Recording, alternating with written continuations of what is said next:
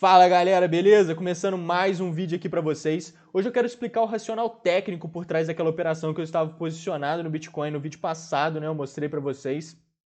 A gente fez até a condução do stop no vídeo, o vídeo onde eu mostro como identificar o início de uma tendência, o final de uma tendência, para que a gente possa se posicionar do lado certo do mercado, né? E estar aproveitando toda essa movimentação que está por vir, né? Quando se inicia uma tendência. Então, eu mostrei para vocês que a gente precisa de 7 conceitos para a gente ter, de fato, essa reversão de tendência, mas o mais importante deles é o de falha de continuidade, né? Então, eu expliquei tudo para vocês, ficou um vídeo bem bacana. E tenho certeza que quando vocês começarem a utilizar esse conceito na análise de vocês, vai ser uma virada de chave muito grande, porque é muito importante utilizar isso e estar do lado certo do mercado é muito agradável, né? Então, quem não assistiu o vídeo, assista, que ficou bem bacana. E nesse vídeo eu mostrei para vocês que eu estava posicionado numa venda no Bitcoin, que foi justamente essa aqui. A gente teve uma queda bem significativa aí no mercado. Eu fechei minha operação por aqui, a gente poderia ter surfado mais ainda esse movimento. Porém, eu quero explicar todo o racional técnico por trás dessa operação, todo o estudo que eu fiz, todo o contexto que a gente construiu para essa operação. E também uma outra operação em XTZ, né, que foi uma operação bem bacana, muito contextualizada também, né? O mercado ele é contextual, então quando a gente constrói um contexto, a gente constrói toda uma narrativa a nosso favor, né? Então isso é muito importante, quero mostrar isso para vocês nesses dois trades, nessas duas operações, uma no Bitcoin e outra em XTZ. Então bora pro vídeo. Eu identifiquei aqui no Bitcoin que a gente tinha, dentro da teoria das ondas de Elliott, né? A gente tinha aqui uma onda 1, onda 2 simples, e quando a gente tem uma onda 2 simples, quem está assistindo os vídeos aí já sabe, quando a gente tem uma onda 2 simples, a gente deve ter obrigatoriamente uma 4 complexa. Então, se aqui foi uma onda 2 simples, a gente teria uma 4 complexa. Como a gente não teve nenhuma onda complexa em todo esse desenvolvimento, né, e o preço estava nessa região quando eu estava fazendo essa análise, que foi onde eu me posicionei, né, então eu identifiquei que essa onda 4 complexa ela viria mais embaixo, ou seja, a gente teria um downside bem bacana, ou seja, o mercado poderia cair ainda mais para buscar ainda a continuação dessa onda 3 que a gente estava, para vir fazer ainda uma onda 4, depois uma onda 5, ou seja, o mercado cairia mais. Então eu comecei a pensar em operações de venda para me posicionar. E quando a gente tem, dentro do ciclo de Elliott, né, o ciclo de expansão de Elliott, a gente tem 3 ondas impulsivas. O que é o ciclo de expansão? O que são ondas impulsivas? E dentro dessas ondas impulsivas a gente tem ondas estendidas. Então o que é isso tudo? Eu vou explicar para vocês isso aqui anteriormente, para ficar mais nítido na hora de eu explicar a operação. Então aqui no ciclo de expansão de Elliott, ele consiste em 1, 2, 3, 4, 5. Beleza, esse aqui é o ciclo de expansão de Elliott. E a gente tem a onda 1, onda 3 e onda 5 como ondas impulsivas, a onda 2 e 4 são ondas corretivas, beleza. E dentro dessas ondas impulsivas, a gente tende a ter, né, segundo Ralph Nelson Elliott, que foi o criador aí da teoria das ondas de Elliott, a gente tende a ter uma onda estendida em um ciclo de expansão. Então, normalmente a gente vai ver uma onda estendida num ciclo de expansão e essas ondas estendidas elas vêm nas ondas impulsivas, ou seja, ondas impulsivas é a 1, 3 e 5. Uma delas vai ser estendida muito provavelmente. E o que é uma onda estendida? E só para já ficar claro para vocês, normalmente a onda 3 é essa onda estendida. Então, pode ser a onda 1? Pode ser a 3, normalmente é a 3, e pode ser a 5 também, mas normalmente é a 3. Então, levando isso em consideração, o que é uma onda estendida? Uma onda estendida é quando a gente consegue contar as subondas, ou seja, é quando a gente tem um ciclo completo de expansão, 1, 2, 3, 4, 5, dentro da onda de impulsão, dentro da onda 3, por exemplo. Então, a gente tem aqui, bem nítido, no próprio tempo gráfico que a gente está usando, por exemplo, no 1 hora, a gente tem 1, 2, 3, 4, 5, beleza? Dentro dessa onda 3. Então, a gente tem 1, 2, 3, 4, 5 dentro da 3. Então, isso aqui é uma onda estendida, né? Quando a gente tem uma onda maior, né? A onda estendida, obviamente, vai ser uma onda grande, uma onda maior do que as outras, e a gente tem essa característica de ver o quê? Grandes movimentações dentro dessa onda 3, ou seja, a gente consegue enxergar de forma nítida um ciclo completo de expansão 1, 2, 3, 4, 5, né? O mercado ele é fractal, galera. Então, o que é um mercado fractal? O mercado fractal é uma estrutura geométrica complexa cujas propriedades elas se repetem em qualquer tempo gráfico, ou seja, está um tempo gráfico dentro do outro. E dentro das teorias das ondas de Elliott, ela se desenvolve muito a partir disso. A gente tem ondas dentro de ondas, né? Ciclos dentro de ciclos, e aí a gente vai construindo toda essa teoria que ela é bem complexa, é uma teoria bem avançada ali, se você quiser avançar, você tem espaço, né, para avançar bastante nela, que é um estudo bem complexo, bem avançado, mas eu vou trazendo para vocês aos poucos, né, como eu já falei em diversos vídeos, o meu objetivo aqui é tirar essa subjetividade das teorias e trazer para vocês de forma objetiva, de forma prática, para que a gente possa utilizar nas nossas análises, utilizar nas nossas operações e estar lucrando com isso de forma objetiva, de forma clara, de forma lógica, né? Então isso é muito importante. Então quando a gente tem uma onda estendida, a gente tende a ter sempre uma onda estendida num ciclo de expansão, e aí a gente tem, quando a gente tem uma onda estendida, a gente consegue contar, né? O que é uma onda estendida? A gente consegue contar um ciclo completo de expansão dentro dessa onda, beleza. E o que a gente pode ter também? Essas subondas, ou seja, esse 1, 2, 3, 4, 5 dentro da 3, a 3 aqui dentro ela pode ser também uma onda estendida, entendeu? Então essa 3 a gente pode ter um ciclo completo dentro dela, visto de forma nítida no próprio tempo gráfico. Ou seja, a gente tem aqui a subonda da onda, né? A principal é essa grande, a gente tem aqui dentro da 3 um ciclo completo, e dentro desse ciclo completo, dentro da 3, a gente tem outro ciclo completo dentro dessa outra 3. Então é bem complexo, mas acho que explicando aqui na operação vocês vão conseguir entender. Então aqui a gente tem, como eu expliquei, uma onda 1, onda 2 em amarelo, onda 3 vindo aqui embaixo, 4 complexa e 5. Beleza, então se a 3 ela iniciou aqui, né, a 2 terminou nessa região, aí começa a 3. Então a onda 3 iniciou aqui e a gente veio vindo, então a gente consegue contar um ciclo completo dentro dessa 3. Então aqui em laranja eu comecei a contagem, ó. 1, 2 complexa dessa vez, 3, a gente precisa de uma 4 simples. Aqui foi uma 4 simples, ó. 4 simples e 5. Beleza.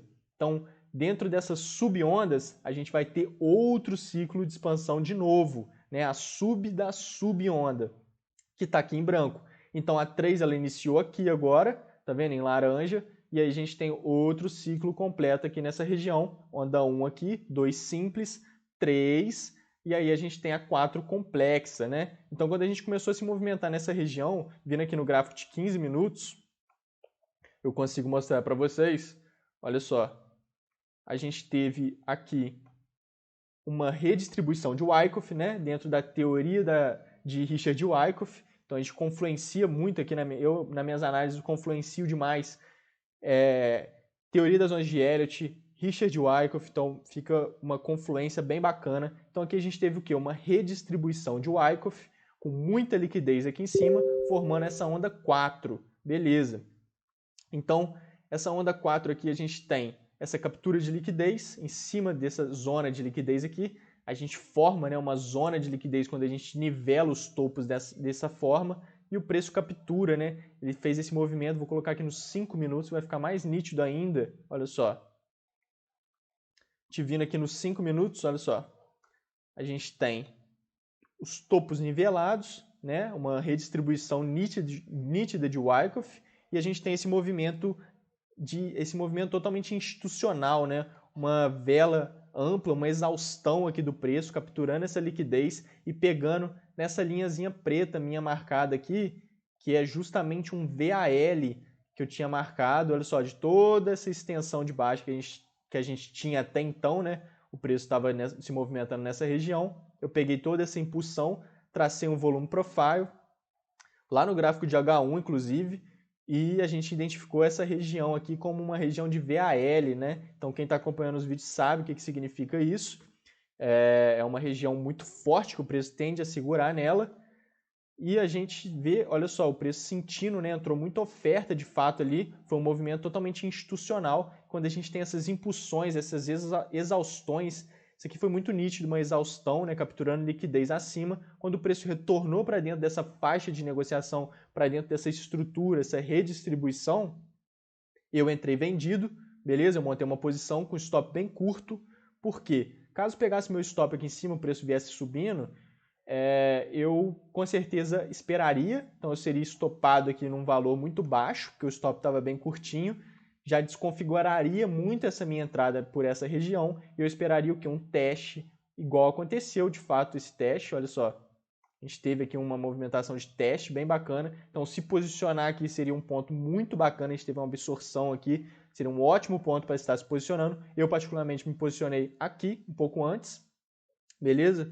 E a gente aproveitou toda essa movimentação, toda essa onda 5, né? Desse subfractal. Então, esse branquinho aqui é o do subfractal desse ciclo que a gente teve, que se concluiu de forma genuína, né? O mercado veio caindo bem legal aqui essa movimentação. Então tem muito contexto técnico nessa análise, nessa operação, foi bem bacana. Eu fechei por aqui, eu fui conduzindo meu stop conforme os fundos aqui no tempo gráfico de 5 minutos e o preço veio, retornou, fez esse pivô, na hora que ele voltou aqui em cima, mais ou menos aqui, ó, nessa região, acabou pegando meu stop. Então eu fechei a operação por aqui, mas foi um trade aqui de 17 vezes o risco, ou seja, por exemplo, se você arrisca R$100 nessa operação, vamos supor, você faz R$1.700 arriscando R$100. Então o risco-retorno é um negócio muito importante, você pegar e contextualizar. O mercado é contextual, então a gente deve contextualizar as nossas análises, e quando você constrói todo um contexto, conforme eu venho explicando para vocês nos vídeos, a gente constrói todo um contexto, a gente confluencia as teorias de mercado, a gente utiliza a técnica a nosso favor, a gente pega um tempo gráfico macro, a gente refina a análise em tempos gráficos menores, no micro, e aí a gente consegue o quê? Pontos ótimos de entrada, né? Com um time muito interessante, que a gente consegue aproveitar as movimentações do mercado de forma orgânica, de forma genuína, de forma lógica, objetiva. Então isso é muito importante. Essa foi a operação do Bitcoin. Agora vamos para a XTZ, que eu quero explicar que essa de XTZ foi bem bacana também. A gente tem muito contexto técnico aqui. Já começando com as contagens das ondas, a gente tem aqui onda 1, onda 2 simples. Então, quando a gente tem, seguindo o princípio da alternância, quando a gente tem a onda 2 simples, a gente tende a ter a 4 complexa, como eu falei para vocês. Então, aqui terminou a onda 3, a gente tem aqui uma 4 complexa e uma onda 5. A onda 3 para 5, a gente tende a ter divergência no RSI. Então a gente puxa o RSI aqui, né, o índice de força relativa, e a gente consegue perceber, olha só, a gente pega a seta, aqui a gente tem uma divergência nítida, olha só, divergência nítida. Aqui a gente tem uma máxima, o preço renova essa máxima, e no RSI a gente tem a mesma máxima e o preço não renova a máxima. Ó, André, e o preço não renova essa máxima, então isso aqui é uma divergência no RSI, muito interessante. Isso traz veracidade para a nossa contagem das ondas, né? A gente sempre tende a ter, da onda 3 para 5, uma divergência no RSI, então traz veracidade para a nossa contagem, então tudo certo com a nossa contagem. E o que a gente consegue perceber aqui? Que essa onda 4 complexa, ela formou da mesma forma do que na operação do Bitcoin, a gente formou aqui uma distribuição. No Bitcoin foi uma redistribuição, porque o preço já vinha caindo, formou uma estrutura, redistribuiu e continuou caindo. Aqui na XTZ a gente tinha um preço subindo, chegou lá em cima, ele distribuiu e caiu. Então aqui a gente pode perceber que a gente tem essa região de topos, tá vendo? Região de topos, muita liquidez acima, o preço rompe, captura essa liquidez, clássico aqui de distribuição de Wyckoff, fazendo um uptrush, né, que chama essa movimentação de captura de liquidez, e a gente tem essa configuração aqui da operação. Então, o que a gente quer aproveitar aqui? O ciclo corretivo em ABC do preço. Olha só.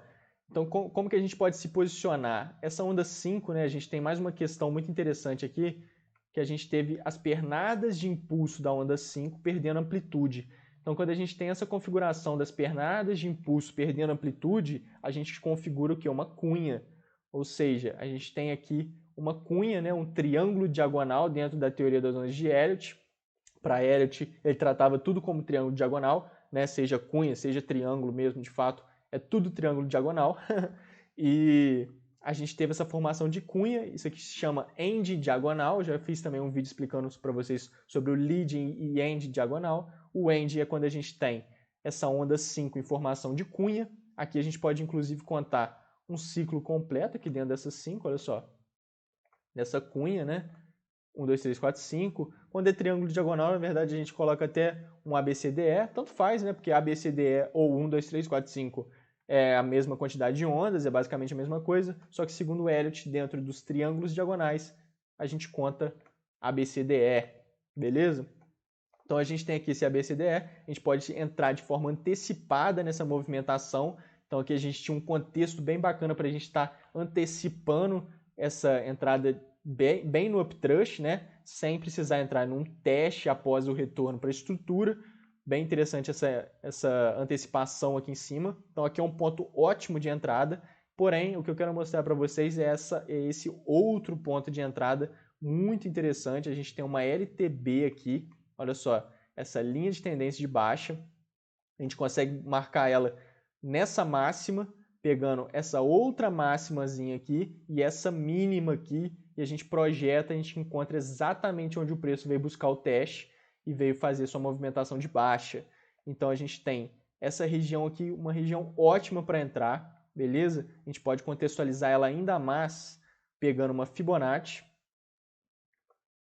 traçando ela aqui nessa região, nessa impulsãozinha que o preço fez, e a gente vê que o preço segurou exatamente na 38. Então, quando o preço faz essa movimentação, olha só, quando o preço faz essa movimentação aqui e segura na 38, isso aqui é considerado uma bandeira de baixa, então a gente tende a ter um belo movimento, né, um movimento forte de baixa, e não deu outra, né, a gente teve de fato um belo movimento de baixa.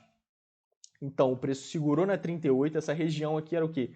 38 de Fibo, as costas dessa LTB, né? Após todo esse contexto de captura de liquidez, após tudo que a gente construiu aqui, final de ciclo, né? Uma tendência cansada, querendo corrigir, final de ciclo de Elliott, início de ciclo corretivo em ABC. Então aqui foi um ótimo ponto para a gente entrar. A gente pode, inclusive, traçar um volume profile aqui, vamos ver se a gente encontra alguma coisa.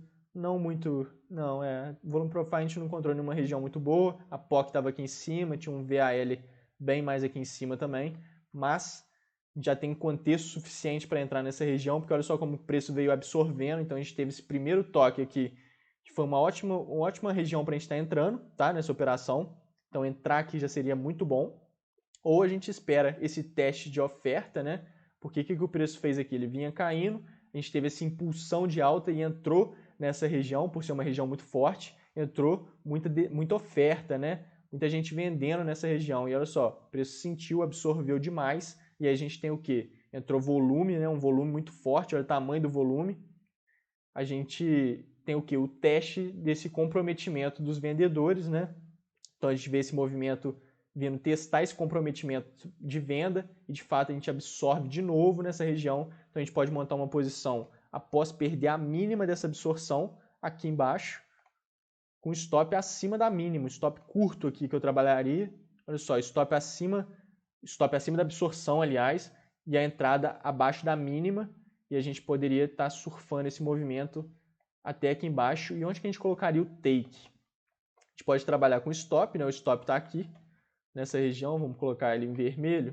Então a gente está com stop nessa região, o preço se movimenta, a gente bota o stop no 0 a 0, ele faz um pivô, confirma, a gente joga o stop para baixo desse topo, beleza? Então a gente já está com uma operação no lucro aqui. Ele vem descendo, e olha só essa absorção que a gente teve aqui. Foi uma absorção muito grande, olha o tamanho do volume e olha o resultado, um martelinho no final do movimento. Isso aqui realmente era um ponto para a gente ficar atento, né? A perda da máxima dessa região aqui, com certeza seria uma região, seria um ponto muito bom para a gente estar realizando essa operação, tá? Então a gente jogaria esse stop após a formação dessa absorção aqui, eu colocaria meu stop logo aqui em cima, logo acima na máxima desse candle, porque aí pegando eu já sairia da operação, com certeza. E de fato a gente logo depois já pegou, então a gente fecharia essa operação aqui. A gente já está falando de um trade de 9%, 4,56 vezes o risco, então já está muito bom, né? Uma operação muito boa. A gente pode contextualizar ainda mais essa região de alvo, fazendo o quê? A gente pode pegar essas impulsões passadas, pegar o volume profile, olha só que interessante. A gente bota o volume profile em todas essas regiões de impulsão do preço. Olha só. Eu gosto bastante de fazer isso. É uma ótima forma de a gente estar utilizando o volume profile. Olha só. Então a gente tem todas essas regiões. E olha só que interessante, como é que o VAL do volume profile, ele acaba sendo melhor do que a região de POC, né? Eu falo bastante isso. Eu particularmente gosto muito do VAL e do VAH, que é essa região aqui, ó. Aqui é o VAL e aqui é o VAH. São regiões que eu gosto demais e é um conteúdo bem escasso aí sobre o volume profile. Poucas pessoas conhecem isso. Muita pouca pessoa conhece. Eu, na verdade, nunca conheci ninguém que conheça, para falar a verdade. E olha só, aqui olha só como é que o preço vem, busca, absorve muito e faz um belo movimento de alta. Aqui, vamos ver, olha o VAL aqui, exatamente nesse ponto. Olha só, o preço chega nele, bate, absorve, faz um grande movimento de alta. Aqui, vamos ver, olha o VAL de novo aqui.